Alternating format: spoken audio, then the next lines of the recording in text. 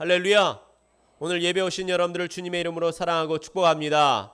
우리 옆 사람과 인사합시다. 주님의 이름으로 당신을 사랑하고 축복합니다. 주님의 이름으로 당신을 사랑하고 축복합니다. 할렐루야. 다시 한번 고백할까요? 당신은 주님 안에서 너무나도 귀한 사람입니다. 당신은 주님 안에서 너무나도 귀한 사람입니다. 할렐루야. 강조해야죠. 한국 사람들은 이 말에 강조함이 있어야 됩니다. 어떻게 강조할까요? 너자를 길게 하면 되는 거예요. 하나님은 당신을 너무 사랑하십니다. 다시 한번 표현할까요? 시작. 하나님은 당신을 너무 사랑하십니다.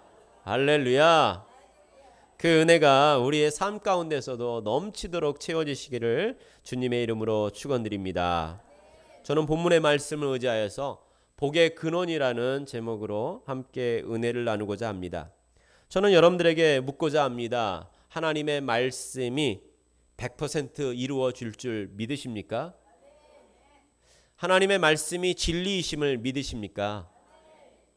하나님의 말씀이 어떠한 말씀을 하시든지 간에 우리에게 참된 진리이고 반드시 이루어질 것을 믿는 것이 우리가 믿는 참된 믿음이 되시기를 주님의 이름으로 축원드립니다. 성경은 우리에게 예수 그리스도에 대해서 끊임없이 말씀하시고 예수 그리스도께서 십자가의 그 은혜로 말미암아 우리에게 주신 그 놀라운 생명력에 대하여 우리에게 끊임없이 강조하고 계십니다. 그렇기 때문에 우리는 십자가를 날마다 바라보며 그 십자가를 통하여 주님의 은혜 가운데 나아갈 수 있는 삶이 되어져야 되는 것입니다. 아멘. 그런데요, 세상 사람들은 그렇게 생각하지 않다라는 게 문제이죠. 십자가의 도, 십자가의 그 진리의 말씀이 세상 사람들의 보기에는 미련한 것처럼 보입니다. 고린도전서 1장 18절에 보면은 십자가의 도가 멸망하는 자들에게는 미련하다라고 보게 되어진다라는 것입니다. 여러분들도 혹시 십자가의 도, 하나님의 말씀을 바라볼 때 지혜롭지 못하고 합리적이지 못하다라고 생각하십니까? 아니면 그 말씀의 진리가 온전히 이루어질 것을 바라보고 계십니까? 고린도전서 1장 18절 후반절에는 이렇게 말씀하십니다. 구원을 받은 우리에게는 그 십자가의 도가 하나님의 능력이 되어진다라는 것입니다. 할렐루야. 십자가의 도가 세상 사람들에게는 조롱거리인 것처럼 정말 미련한 것처럼 보이지만 우리가 믿는 그 믿음의 눈으로 바라볼 때에는 십자가의 도는 하나님의 능력을 체험하는 참된 진리임을 말씀하고 있습니다.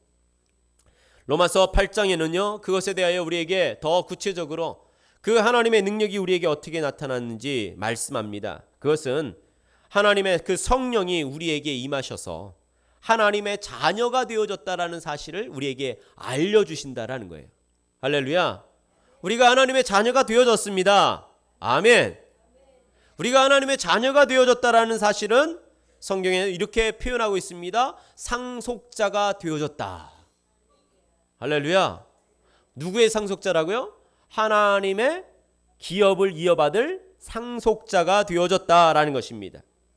그래서 우리의 삶이 이 땅에서 살아가면서 하나님의 풍성한 은혜와 축복으로 초대된 자, 그것을 이어받을 자, 그것을 누리며 나눌 수 있는 복된 존재가 되어졌다라고 우리에게 선언하고 있는 것입니다. 이러기 위하여서는 우리는 거듭난 인생을 살아야 합니다. 우리가 거듭났다라는, 다시 태어났다라고 하는 사실을 십자가의 도로 인하여서 우리는 선언해야 되고 그것을 통하여 새로운 인생을 살아갈 수 있어야 되는 것입니다. 할렐루야. 여러분들에게 다시 한번 묻겠습니다. 여러분들은 누구의 자녀입니까? 죄의 자녀입니까? 하나님의 자녀입니까? 하나님의 자녀입니다. 할렐루야. 그 은혜가 우리들에게 하나님의 그 십자가의 공로로 하나님의 자녀 되어지는 역사를 체험하시기를 주님의 이름으로 축원드립니다. 그러한 하나님의 자녀란 우리에게 얼마나 귀한 것인지 오늘 본문의 말씀을 통하여 함께 좀 살펴보길 원합니다. 은혜를 생각하려면 우리가 어떠한 상태였는지, 은혜를 받기 전에 우리가 어떠한 존재였는지를 깊이 알면 지금 받은 은혜가 얼마나 큰지를 알 수가 있게 되어집니다. 할렐루야. 오늘 그 하나님의 사랑하는 자들에게 말씀하시는 그 음성 저희들에게 듣게 되시기를 바랍니다. 그렇다면 우리가 어떠한 존재였을까요? 지금은 하나님의 자녀이지만 우리는 어떠한 존재로 살아왔을까요? 성경은 우리에게 죄의 진노의 자녀라고 말하고 있습니다. 다시 말하여 죄로 인하여서 이 땅에서 살아가는 인생이 힘들고 어려운 인생일 수밖에 없다라는 사실을 가르쳐주고 있는 것입니다. 죄의 결과 때문에 우리는 죽음의 존재였습니다. 죽어진 존재였습니다. 성경은 그것에 대하여 끊임없이 우리에게 알려주고 있습니다. 그렇다면 생명을 얻은 저와 여러분들이 어떠한 죄의 결과가 있었었는지 함께 몇 가지로 살펴보기를 원합니다. 죄 때문에 우리는 영적으로 첫 번째 죽은 존재였습니다. 우리의 영이 죽은 존재라는 것이에요. 죄 때문에 영적으로 죽은 존재라는 것은 어떤 의미를 가지고 있을까요? 로마서 3장 23절 말씀에 그 영적으로 죽은 존재였던 모습을 가르쳐주고 있습니다. 같이 읽겠습니다. 모든 사람이 죄를 범하였음에 하나님의 영광에 이르지 못하더니. 아멘. 우리의 죄 때문에 하나님의 영광에 이르지 못하는 상태가 되어졌다라는 것이죠. 하나님의 영광에 이르지 못하는 상태란 무엇일까요? 죄 때문에 하나님과의 관계가 단절되어졌다라는 것입니다. 우리가 더 이상 하나님께로 도달할 수 없다라는 거예요. 하나님을 만날 수 없다라는 것입니다. 하나님과 소통할 수 없다라는 것입니다. 이것은 마치 나무 가지가 그 나무에서 잘려 떨어진 것 같은 존재가 되어진 것을 이야기하고 있습니다. 더 이상 우리에게 생명력이 공급되어지지 않는 상태, 더 이상 하나님께로부터 생명력과 하나님의 은혜와 축복을 누릴 수 없는 죄로 인하여서 영적 죽은 상태가 되어졌음을 가르쳐 주고 있는 것입니다. 사랑하는 성도 여러분들, 죄의 결과가 우리의 영을 죽인 것입니다. 우리의 모습이 죄로 인하여 영적으로 죽은 존재였습니다. 하나님과 단절되어진 상태였습니다. 죄로 인하여서 하나님께 떨어진 자가 되어진 것입니다. 또 죄의 결과는 어떠한 결과를 우리에게 낳을까요? 두 번째로는 우리의 환경의 문제에 저주가 만들어진 것입니다. 아담과 하와가 하나님의 축복으로 에덴 동산에서 풍성함을 누렸습니다. 하나님께서 베풀어 주신 놀라운 축복을 거저받아 누리게 되어진 존재였습니다. 그런데 죄 때문에 그들은 어떻게 되었을까요? 에덴 동산에서 쫓겨나고 더 이상 하나님의 축복을 거저받지 못하는 인생이 되어졌습니다.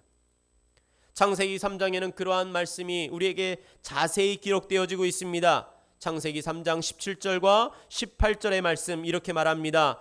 아담에게 이르시되 내가 내 아내의 말을 듣고 내가 내게 먹지 말라 한 나무의 열매를 먹었은즉 땅은 너로 말미암아 저주를 받고 너는 평생에 수고하여야 그 소산을 먹으리라. 땅이 내게 가시덤불과 엉겅퀴를 낼 것이라. 아멘. 아담이 아내의 말을 듣고 하나님이 먹지 말라라고 하는 그 실과를 먹게 되어지는 죄를 범합니다. 그로 말미암아 어떠한 결과가 초래했다라고 성경은 가르쳐 줍니까? 너로 인하여서 땅이 저주를 받게 되어진다라는 것이죠. 여러분들, 아담은 땅에서 왔습니다. 그리고 그 땅은 에덴 동산의 모든 실과를 맺게 하였고 하나님이 주신 풍성한 열매를 통하여 그는 하나님의 은혜로 먹고 살고 누리는 삶이 되어졌습니다. 그런데 죄의 결과는 어떻다고요? 그 땅이 저주를 받았다라는 것이에요. 그 저주는 어떤 결과를 우리에게 주고 있습니까? 아담은 평생토록 수고해야만 그 소산을 먹을 수 있는 존재로 바뀌어졌다라는 것입니다. 이전에는요, 죄를 범하지 않았을 때는 거저 먹었습니다. 하나님의 은혜를 그냥 거저 먹었는데 죄 때문에 이제는 뼈 빠지게 수고해야만 소산을 얻을 수 있는 존재가 되어졌습니다. 환경이 완전히 100% 달라진 것입니다. 풍요로운 삶에서 고난의 삶으로 바뀌어졌습니다. 무엇 때문에요? 죄 때문에.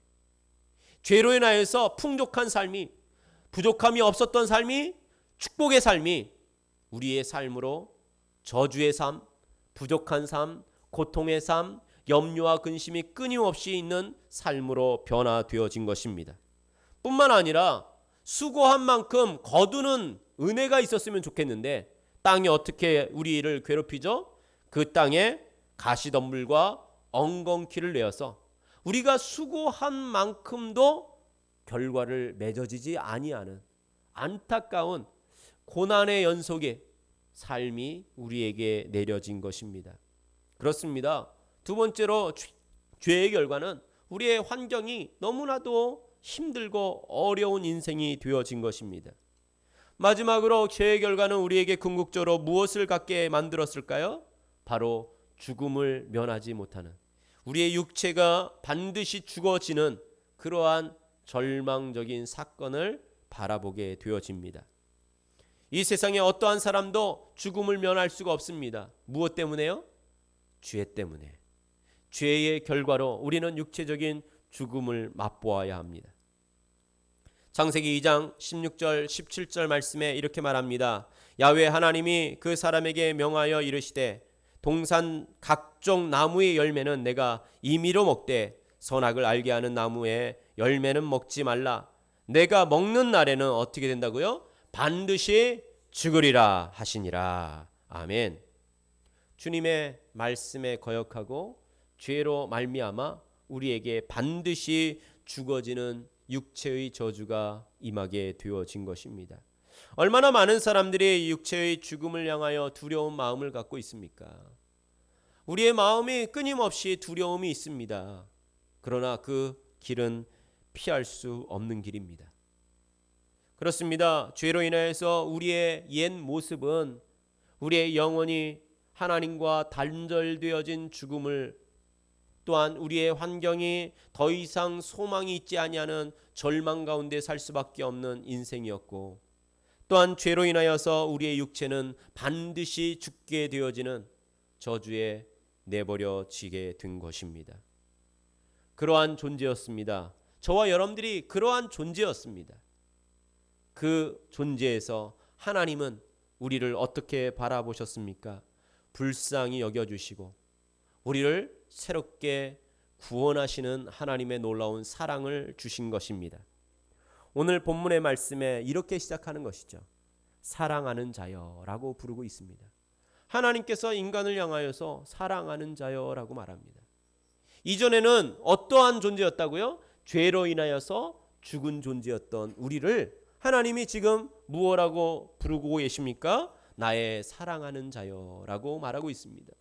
바로 하나님께서 예수 그리스도의 십자가의 도로 인하여 우리의 죄의 문제를 해결하여 주시고 주께서 우리를 위하여 대신 죽으심으로 우리에게 생명을 얻게 하시는 하나님의 은혜가 임한 자들을 불러주시고 있는 것입니다. 주님을 믿는 자들에게 하나님의 구원의 은혜가 열려진 것입니다. 하나님을 믿고 의지하는 자에게 새로운 생명의 은혜가 열려진 것입니다. 그렇습니다. 우리에게 지금 그 죄의 결과로 살아갈 수밖에 없는 우리의 인생을 고와 같이 버려두지 아니하시고 하나님의 구원의 은혜로 우리에게 허락하여 주셨습니다. 저와 여러분들은 구원의 은혜를 받은 존재입니다. 구원을 받은 은혜의 삶입니다. 그 은혜를 누리시기를 바랍니다. 그렇다면 그 구원의 은혜가 우리에게 어떠한 삶의 변화가 이루어졌을까요? 로마서 5장 8절 말씀 보겠습니다. 함께 믿음으로 선포하겠습니다. 우리가 아직 죄인 되었을 때 그리스도께서 우리를 위하여 죽으심으로 하나님께서 우리에 대한 자기의 사랑을 확증하셨느니라. 아멘. 이 세상에는요, 사랑한다라는 말이 많이 남발됩니다. 사랑합니까? 라고 하면 사랑합니다 라고 하죠. 얼마나 사랑하는지 물어보죠. 얼마나 사랑합니까? 라고 하면 하늘만큼 땅만큼, 그런 표현 말고요. 사랑하는 만큼 희생할 수 있는 거죠. 이 세상에 가장 큰 사랑은 어디에 있습니까? 바로 부모가 자식을 사랑하는 것입니다. 이 자리에 있는 우리 부모님들 얼마나 자식을 위하여서 헌신하셨습니까? 저는 이 자리에 앉아 있는 분들 모두 존경합니다. 참 어려운 시대에 이 미국이라는 땅에 오셔가지고 얼마나 고생하셨어요. 무엇 때문에 고생하셨습니까? 잘 먹고 잘 살려고 고생하셨어요? 아니면 자녀들 때문에 고생하셨습니까? 우리 권사님들 이야기하시면은요, 얼마나 고생했는지 말도 못한 그런 얘기들을 많이 듣습니다. 정말 쉬지 않고 일주일 내내 고생해서 자녀들을 공부시켜서 그들이 성장하여서 잘 되어진 이야기를 들으면은 얼마나 그분의 사랑이 큰지를 알 수 있는 거죠. 다시 말하여서 희생이 크면 클수록 사랑이 더 크다라는 사실입니다. 자녀들은 부모를 사랑한다고 얘기합니다. 아빠 사랑해, 엄마 사랑해. 언제 얘기하죠? 다음 주에 들으실 거예요. 우리 아빠들은 Father's Day, Mother's Day, Father's Day 때 듣는 이야기가 아니잖아요. 그렇죠? 근데 자녀들은 부모를 위해서 희생할까요? 안 할까요? 잘 안 합니다. 왜요? 부모가 자식을 사랑하는 것보다 자식이 부모를 사랑하는 것이 약하기 때문이죠. 하나님은 우리에게 이렇게 말씀하십니다. 너희들이 아직 죄인 되었을 때, 다시 말하여 죄 때문에 죽을 수밖에 없는 그때 하나님께서 약속하신 대로 죄 때문에 저주의 인생을 살아갈 그때 우리를 위하여 사랑한다라고 표현하십니다. 어떻게 사랑한다고요? 독생자 아들 예수 그리스도를 우리를 위하여 죽이시기까지 십자가에 못 박혀 죽으시기까지 우리를 사랑한다라고 그 사랑을 보여주셨다라는 것입니다. 사랑하는 성도 여러분들, 그 하나님의 은혜를 받은 우리는 어떠한 모습으로 하나님께 나아가야 합니까? 감사와 기쁨과 구원의 감격으로 나아가야 되지 않을까요? 요한복음 14장 6절 말씀에 주님이 이렇게 말씀하십니다. 예수께서 이르시되 내가 곧 길이요 진리요 생명이니 나로 말미암지 않고는 아버지께로 올 자가 없느니라. 아멘. 주님으로 인하여서 길이 열려진 겁니다. 그전에는 우리가 하나님을 만날 수 없었던 존재가 주님을 통하여서 하나님을 만날 수 있는 존재고 새로 길이 열려졌습니다. 그렇기에 진리이고 생명이고 그 예수님을 통하여서 우리는 하나님을 만날 수 있고 그 하나님의 은혜를 경험할 수 있고 구원을 얻은 존재가 되어졌습니다. 성경은 그 구원을 받은 자에게 어떠한 축복을 약속하시고 계실까요? 오늘 본문의 말씀에 세 가지로 우리에게 그 구원을 얻은 자에게 주시는 하나님의 축복을 말씀합니다. 첫 번째, 우리 영혼의 구원을 허락하신 하나님은 우리의 영혼을 살려주셨습니다. 요한3서 1장 2절 우리가 읽었었던 말씀입니다. 다시 한번 읽어봅시다. 사랑하는 자여 내 영혼이 잘된 같이 내가 범사에 잘되고 강건하기를 내가 간구하노라. 사랑하는 자여, 구원을 얻은 자여, 내가 너의 영혼이 잘 되어지기를 원한다라는 것입니다. 여러분들, 죄의 결과 첫 번째가 뭐라고요? 우리의 영혼이 저주를 받아서 하나님과 단절되어졌다라고 말합니다. 그런데 지금 뭐라고요? 사랑하는 자, 구원을 얻은 자에게는 영혼이 잘 되어지는 역사가 이루어진다라는 거예요. 그것은 무엇일까요? 하나님과의 단절된 관계가 다시 회복되어졌다라는 것입니다. 우리가 하나님께 생명을 얻을 수 있는 존재가 되어진 것입니다. 하나님의 그 나무에, 생명나무에 접붙임 바 되어서 우리에게 생명의 은혜가 임하게 되어진 것입니다. 잘 알지 못하겠다고요? 그렇다면 성령의 은혜를 사모하셔야 합니다. 고린도전서 2장 9절 말씀에 이렇게 말합니다.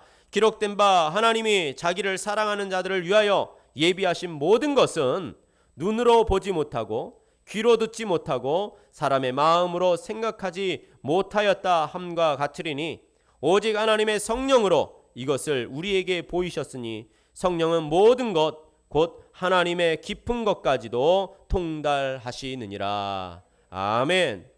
하나님이 우리를 사랑하시는데 얼마만큼 사랑하는지 모르겠다는 거죠. 그거는 우리가 눈으로 볼 수 없고 귀로 들을 수 없고 마음으로 생각할 수 없는 그 위대한 사랑이라는 것입니다.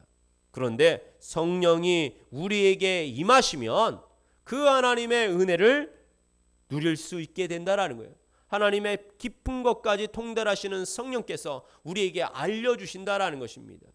우리의 영혼이 얼마나 새 생명을 얻었는지, 우리의 영혼이 어떻게 하나님과 새롭게 관계가 회복되어졌는지, 하나님의 임재하심을 우리가 경험할 수 있는지 성령의 은혜로 알아가게 만들어 주신다라는 것입니다. 사랑하는 성도 여러분들, 성령의 충만한 은혜로 예수 그리스도의 십자가를 믿는 우리 모두가 하나님과 소통하시고 하나님의 임재하심을 경험하시고 하나님과 함께 깊은 나눔을 누리실 수 있는 영혼의 회복이 있어지시기를 주님의 이름으로 축원드립니다. 두 번째, 우리는 하나님의 은혜로 구원을 받은 자로서 우리에게 새로운 삶의 변화가 있어집니다. 무엇일까요? 우리의 환경이 변화되어지고 구원받았다라는 것입니다. 죄의 결과의 두 번째가 무엇이라고요? 우리의 모든 죄로 인하여서 우리의 땅이 저주를 받아 우리가 노력해야만이, 힘쓰고 애써야만이 소산을 얻을 수 있는 환경적 저주가 있어진 것입니다. 그런데 주님의 십자가의 도는 우리에게 그 모든 환경이 새롭게 변화되어지는 역사가 나타난다라고 말하고 있습니다. 오늘 읽은 말씀 다시 한번 읽겠습니다. 요한삼서 1장 2절 말씀 같이 읽습니다. 사랑하는 자여, 내 영혼이 잘된 같이 내가 범사가 잘되고 강건하기를 내가 간구하노라. 아멘. 하나님의 구원을 얻은 자가 누릴 수 있는 것은 두 번째, 너의 범사가 잘 되어진다라는 것입니다. 할렐루야. 우리는 잘 될 수밖에 없습니다. 우리의 삶은 잘 되어질 수밖에 없습니다. 별로 믿지 않으시나 봐요. 잘 되어진 거 원하지 않으세요? 예, 하나님은 우리에게 약속을 주셨습니다. 고린도 후서 8장 9절 말씀 우리 함께 믿음으로 선포합시다. 고린도 후서 8장 9절의 말씀입니다.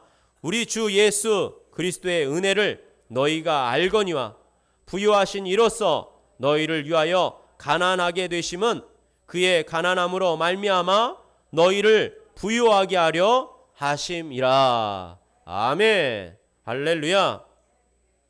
주 예수 그리스도의 은혜를 안다라는 것은요, 단지 예수 그리스도를 믿음으로 말미암아 구원을 받았다라는 것으로 끝나는 것을 이야기하지 않습니다. 우리에게 궁극적으로 그 구원은 지금의 삶을 변화시키는 능력이 나타난다라는 것이에요. 할렐루야. 예수 그리스도께서 우리를 위하여서 가난하게 되어지시는 것을 기쁘게 여겼습니다. 왜일까요? 그분의 가난하게 되어짐이 우리에게 효과가 발생된다는 거예요. 어떤 효과요? 부요함을 누리게 하시는 은혜. 주님의 십자가의 도가 우리를 풍요로운 삶을 살 수 있는 귀한 은혜가 열려졌다라는 것입니다. 범사가 잘 되어지는 역사가 나타나게 되어지시는 것입니다. 예수 그리스도를 믿는 저와 여러분들이 이렇게 범사가 잘 되어지시기를 주님의 이름으로 축원합니다. 하나님께서 아브라함을 죄 가운데서 불러주셨습니다. 죄로 인하여서 더 이상 소망이 없는 인생 가운데 하나님께서 그를 믿음의 조상으로 불러주셨습니다. 그게 창세기 12장에 나오거든요. 그리고 12장에 나오는 그 첫 만남에서 하나님은 아브라함에게 귀한 언약의 약속을 주십니다. 내가 너를 불러줄 텐데 내가 불러준 그 부름에 합당하도록 너의 아버지 집을 떠나 내가 지시할 땅으로 가라. 그러면 그 믿음으로 결단하여 구원의 길을 가는 너에게 새로운 인생을 약속해 주겠노라는 것이에요. 함께 읽어볼까요? 창세기 12장 2절과 3절의 말씀입니다. 내가 너로 큰 민족을 이루고 내게 복을 주어 내 이름을 창대하게 하리니 너는 복이 될지라. 너를 축복하는 자에게는 내가 복을 내리고 너를 저주하는 자에게는 내가 저주하리니 땅의 모든 족속이 너로 말미암아 복을 얻으리라 하신지라. 아멘. 주님께서 우리에게 십자가의 도로 인하여 십자가의 사건으로 인하여 구원을 얻은 우리들에게 하나님의 약속은 동일하게 아브라함과 동일합니다. 아브라함은 어떠한 복을 얻었습니까? 하나님께서 그를 그냥 택하여 주셨습니다. 공로가 있는 것도 아니고 자격이 있는 것도 아닙니다. 그저 죄 가운데 살아가는 인생을 택하여 주셔서 하나님의 백성으로 삼아 주셨습니다. 그리고 그를 복 주시는데 어떠한 복을 주셨냐면 너로 인하여서 믿음의 민족이 되게 만들어 주시리라. 너로 인하여서 큰 하나님의 축복을 받고 누리고 나눌 수 있는 존재가 되어지리라 말씀합니다. 그 복은 무엇입니까? 너는 복이 될지니라. 할렐루야. 너가 복이 된다라는 거예요. 이 세상의 복은요, 받으니까 복이 된다는 말합니다. 다시 말하여서 환경적인 것이 바뀌어지면 내가 복되다라고 얘기합니다. 그렇죠? 우리 한국 사람들 1월 1일 날 뭐 하죠? 새해 복 많이 받으세요 라고 얘기하죠. 그 얘기는 무엇입니까? 내가 어떠한 존재가 되어지는 게 아니라 복을 많이 받는 존재가 되라는 것입니다. 근데 성경적인 것은요, 내가 환경적이 바뀌어지는 것을 말하는 게 아니라 나 자체가 복의 근원이 된다라는 것이에요. 하나님은 어떻게 설명합니까? 너를 축복하는 자에게 내가 그를 축복할 것이다 라는 거예요. 왜요? 너가 복의 존재이기 때문에. 너를 저주하는 자에게 내가 그를 저주하겠다라는 것입니다. 왜요? 그가 복의 근원이 되었기 때문입니다. 하나님은 더 나아가서 이렇게 말합니다. 내가 너로 말미암아 모든 족속을 축복하여 주리라 라는 것입니다. 너 때문에 잘 되어지는 것입니다. 너 때문에 너희 주위의 환경이 바뀌어진다라는 것이에요. 너 때문에 모든 환경적인 문제들이 풀어진다라는 것입니다. 할렐루야. 한국말로는요, 복덩어리죠. 복덩어리.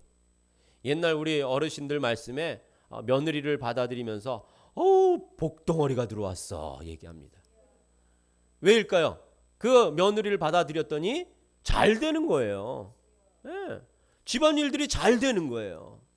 그 여자가 가정에 들어왔더니 그냥 형제들이 더 화목해지고 물질적으로 풍요로워지고 더 사랑이 넘치고 가정의 모든 가족들이 건강하여지고. 별로 안 좋아하시네요. 그 복 받기 싫어하세요? 네, 우리의 삶이 그렇게 바뀌어질 수 있는 이유가 그 복덩어리 때문이라는 거예요. 근데 하나님이 우리에게 뭐라고 선포합니까? 내가 복덩어리라는 거예요. 남이 아니라, 무슨 이유가 있어서가 아니라 하나님이 예수 그리스도를 믿음으로 말미암아 구원을 얻은 자에게 약속하여 주십니다. 구원받은 자는 복덩어리라. 복이 된다라는 거예요. 사람들에게 묻습니다. 힘들고 어렵다고 얘기하죠. 그러면 우리는 뭐라고 얘기할까요? 잘 되어집니다. 잘 될 거라는 거예요. 왜요? 하나님이 약속하셨기 때문입니다. 우리의 범사가 잘 될 수밖에 없습니다. 그렇기 때문에 조금 견디시고 인내하시면 반드시 저와 여러분들의 삶에 하나님의 약속은 이루어지리라 믿습니다. 마지막으로 우리의 삶이 어떻게 바뀌어질까요? 요한삼서 1장 2절 계속 읽고 있습니다. 외우시라는 얘기예요. 이 말씀을 외우셔야 합니다. 함께 다시 자막을 통해서 또 외우신 분들은 그냥 보지도 않고 함께 봉독하겠습니다. 사랑하는 자여, 내 영혼이 잘된 같이 범사가 잘되고 강건하기를 내가 간구하노라. 아멘. 할렐루야. 마지막은 우리가 예수 그리스도로 인하여서 얻게 되어지는 은혜는요, 구원은요, 바로 강건하게 되어지는 역사라는 것입니다. 이 은혜가 우리에게 약속되어졌고 실현되어집니다. 죄의 결과 중에 마지막은 무엇입니까? 육체의 죽음을 맛볼 수밖에 없습니다. 수많은 죄 때문에 우리는 고통 가운데 살 수밖에 없는 존재입니다. 주님께서 이 땅에 오셔서 많은 사람들의 죄를 용서하여 주시며 그 죄의 문제를 해결해 주시는 중간에 그 동일하게 역사하셨던 것은 그들의 질병을 고쳐주시는 역사였습니다. 주님의 고난이 우리에게 귀한 나음을 얻게 되어지는 역사가 이루어지고 있습니다. 이사야서 53장 4절 말씀에 그는 실로 우리의 질고를 지고 우리의 슬픔을 당하였거늘 우리는 생각하기를 그는 징벌을 받아 하나님께 맞으며 고난을 당한다 하였노라. 세상 사람들은 주님의 고난을 향하여서 하나님께 징벌을 받는다, 고난을 당한다라고 이야기하고 있지만 하나님은 우리에게 말씀하십니다. 그가 우리의 질고를 지고 우리의 슬픔을 대신하여 그 십자가를 지고 있다라는 것입니다. 그렇습니다.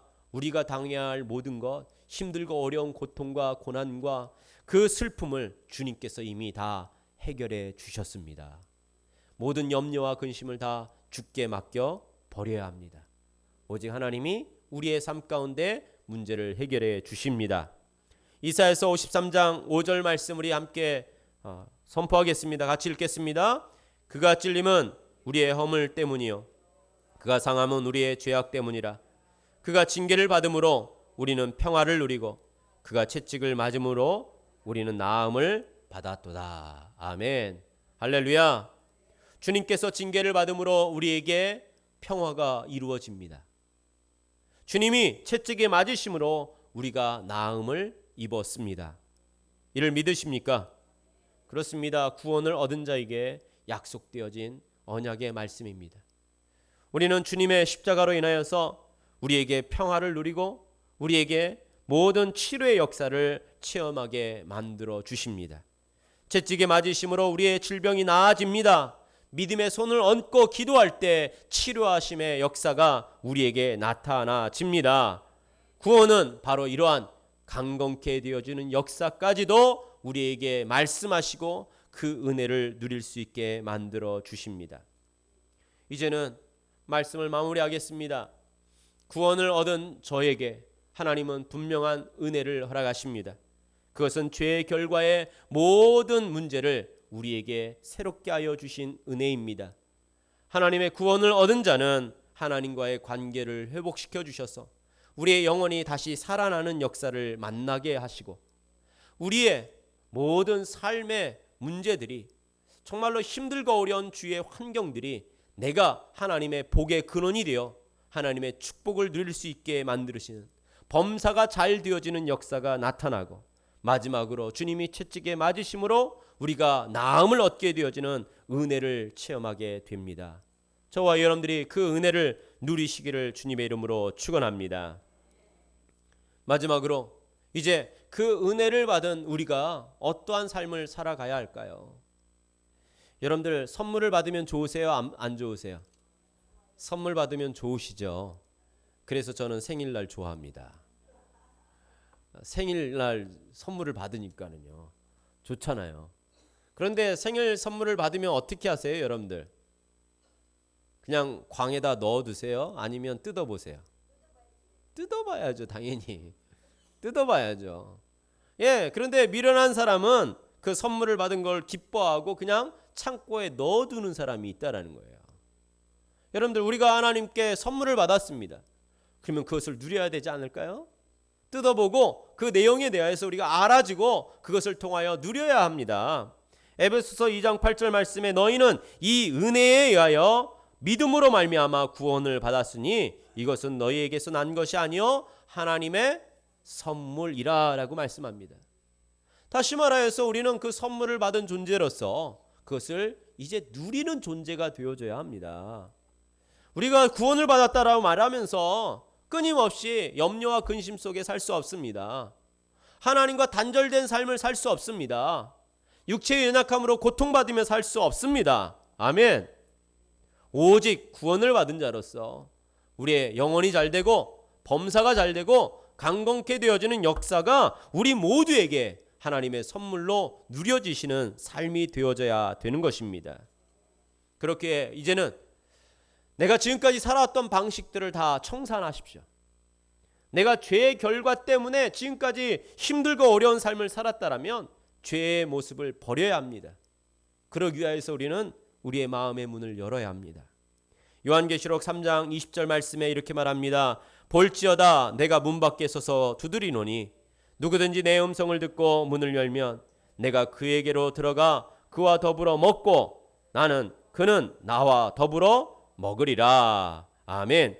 주님께서 그 선물을 손에 들시고 여러분들의 마음의 문을 두드리고 계십니다. 문을 열면 내가 너와 함께 같이 살아가겠노라고. 그 구원을 누리며 살 수 있는 삶이 될 수 있다라고 우리에게 문 두드리고 계십니다. 그런데 우리의 마음은 어떻습니까? 그 문을 열지 않고요, 내 생각대로, 내 마음대로, 내 뜻대로 그냥 사는 게 편합니다. 하나님, 잠깐 기다리십시오. 지금까지 구원을 얻었다고 얘기하면서 하나님의 그 법을 따라가는 삶이 아니라 내 법을 따라가는 것, 더 나아가 세상의 법대로 아직도 살아가고 있는 우리의 연약한 모습이 있다라는 것입니다. 사랑하는 성도 여러분들, 주님을 문을 열고 받아들이십시오. 주님이 내 안에 들어오실 수 있도록 나의 문을 열어 놓으십시오. 나의 생각, 나의 마음, 내 뜻, 내 방법들을 다 버려버리시고 오직 주님께서 내 안에 오셔서 나의 주인이 되어주시고 나의 모든 삶의 원칙이 되게 하시고 나의 삶의 목표가 되게 하시고 내 살아가는 이유가 되게 하여 주시옵소서.